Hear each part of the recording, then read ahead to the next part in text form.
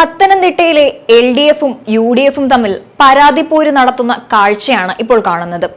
മണ്ഡലത്തിലെ LDFിന്റെയും UDFിന്റെയും ഇടയിലെ ഈ പോര് തീർച്ചയായും ഗുണം ചെയ്യുക BJP സ്ഥാനാർത്ഥിയാണ്. പത്തനംതിട്ട ലോക്സഭാ മണ്ഡലത്തിലെ UDF സ്ഥാനാർത്ഥിയായ ആന്റോ ആന്റണിക്കെതിരെ തിരഞ്ഞെടുപ്പ് പെരുമാറ്റ ചട്ടലംഘനത്തിന് LDF പരാതി നൽകിയിരുന്നു.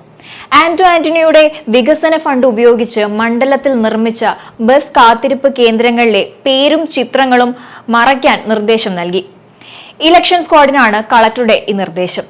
ഇതിന് ചിലവാകുന്ന തുക ആന്റോ ആന്റണിയുടെ തിരഞ്ഞെടുപ്പ് ചിലവിൽ വകയിരുത്തുകയും ചെയ്യും. മണ്ഡലത്തിലെ 63 ബസ് കാത്തിരിപ്പ് കേന്ദ്രങ്ങളിലെയും 20 4G ടവറുകളിലെയും ആന്റോ ആന്റണിയുടെ പേര് മറച്ചുവെക്കാൻ നടപടി വേണമെന്നായിരുന്നു LDFിന്റെ ആവശ്യം. മറയ്ക്കാൻ തടസ്സമുണ്ടെങ്കിൽ തോമസ് ഐസക്കിന്റെ പേരുകൂടി പ്രദർശിപ്പിക്കാൻ അനുമതി നൽകണമെന്നും പരാതിയിൽ ആവശ്യമുന്നയിച്ചിരുന്നു. എന്നാൽ ഈ ഒരു ആവശ്യം ജില്ലാ കളക്ടർ തള്ളിയിരുന്നു.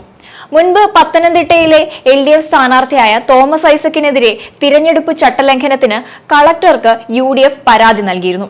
LDFിനെ പ്രതിരോധത്തിലാക്കാനായിരുന്നു ഈ ഒരു ശ്രമം. കുടുംബശ്രീ ഉൾപ്പെടെ സർക്കാർ സംവിധാനങ്ങളെ LDF സ്ഥാനാർത്ഥിയായ ഡോക്ടർ തോമസ് ഐസക് പ്രചരണത്തിൽ ദുരുപയോഗം ചെയ്യുന്നു എന്നതായിരുന്നു UDFിന്റെ പരാതി.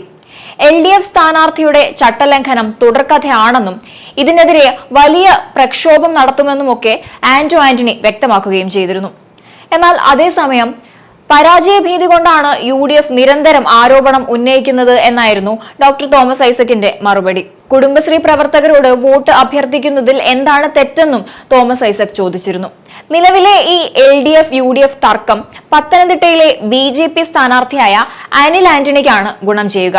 മാത്രമല്ല, തിരഞ്ഞെടുപ്പ് പ്രചാരണ പരിപാടിയിൽ മുമ്പിൽ നിൽക്കുന്നത് BJP ആയതുകൊണ്ട് തന്നെ മറ്റ് രണ്ട് രാഷ്ട്രീയ പാർട്ടികളുടെ ഇടയിലെ പ്രശ്നം തിരഞ്ഞെടുപ്പിൽ BJPക്ക് അനുകൂലമായ ഒരു സാഹചര്യം ഒരുക്കി കൊടുക്കുന്നതാണ്.